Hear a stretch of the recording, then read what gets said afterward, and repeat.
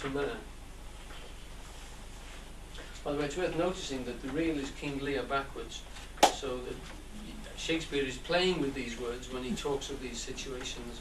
King Lear was undoing himself in the world. He is somebody who starts at the top, and by the end of the play, not only is he poor, penniless, and his daughters are dead, but he's also dead as well. So he unmakes himself during the action of the play. He dissolves in front of us. Each one of those knights that he loses every time he goes from one daughter to the other is a thought process. They're the knights, they're the chronologies which he's got inside of him, they're the ideal forms, and he loses them not one by one, but in half by half. His daughters steal them away from him. He's got 3 daughters, which are the 3 realms within himself, and they fight. They kill each other. Right.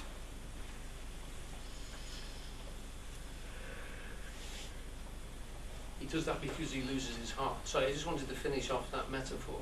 He loses his heart when he is Cordelia, his own heart. When he rejects his own heart, he's lost the grounds of his own integration. He banishes his own heart, so he can no longer hold together all the different forces within inside himself, and slowly they pull him apart on stage in front of you. If you see it that way when you watch the play, it is very, very moving, because you have a great deal of sympathy for him, but you realise it's just this blunder that he's made, but he banishes his own heart. And he then has no longer that cord inside himself to hold all these disparate forces together. So the whole play is about the internal organisation of Lear, and you watch him dissolve in front of you. It's such a moving play, they used to change the end in the 17th century because it was too much of a weeping. Probably didn't have enough handkerchiefs, I don't know. They used to change it, and it was put back again in the 19th century. Right. Hal's progress to the throne is the story of the man who has trod the conscious path of I've read that bit, excuse me. It is the fashion of our belittling time to look askance at what the critics called Hal's cold, self-seeking calculation. They're saying that Hal is a calculating man, he works his way to the throne, which is true. They instance his heartless dismissal of pure Jack, this is Falstaff. It's a sad fact that the pleasure indulgence keeps most men in thrall. In consequence, their sympathies tend to lie with the pleasure pursuit they recognise in Sir John Falstaff. And to such the king seems cold. Country was deeply important, because unless you came under the authority of somebody, there was no one to protect you.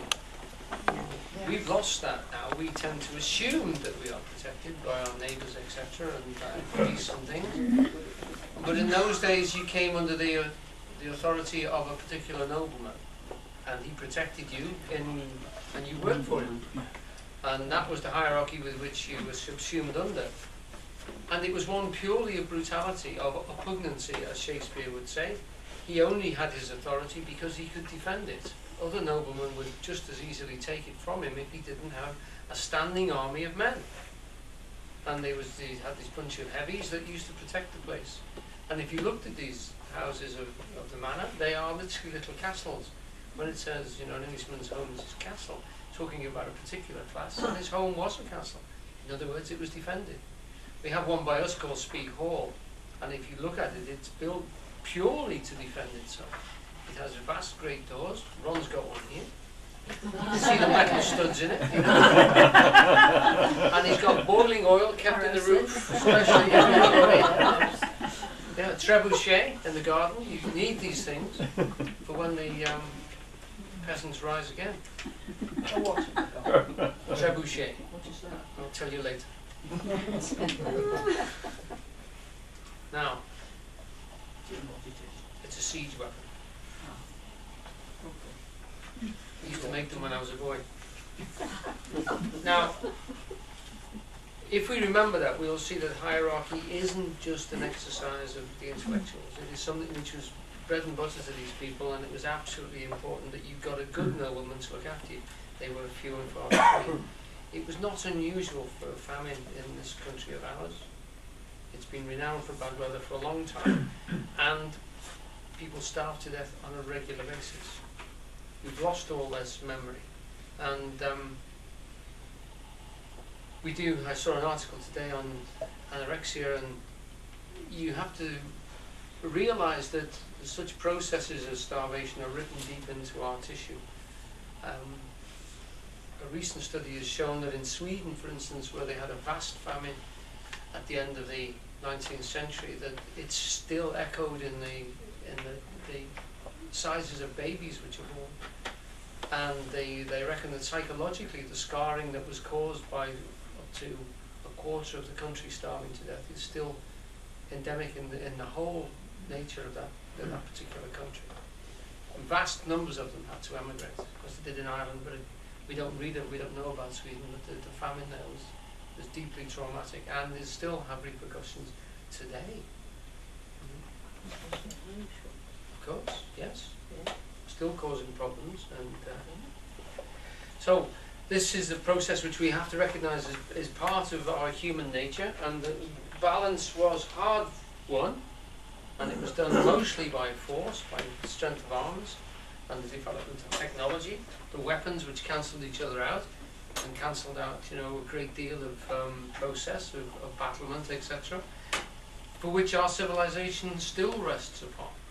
It is to do with the technology. If we look closely at the way the battles were fought in Kuwait, and then in Iraq, and now in Afghanistan, we are able to mourn the occasional death of our soldiers, but compared to the numbers that they're killing over there, purely by the technology that we're using.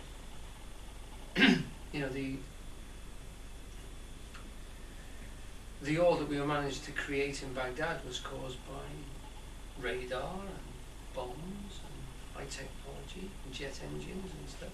We were fighting people with Second World War technology. So the military knew how long the campaign was going to take. And that has been true throughout history. The army with the best technology was the one that tended to win. Not completely so, but tended to. And it's based on that this civilization that we call, which is the thin veneer of civilization, is delicately held in strong. And it's to do with that hierarchy of power, balancing itself out. Its energy pushing and holding itself still by opposition. Don't think it's anything other than that. And we rest on that. It becomes strength. Right.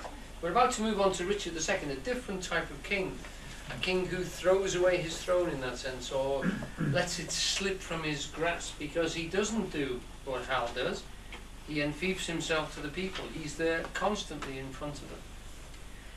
Richard II is the type of such a process in a man.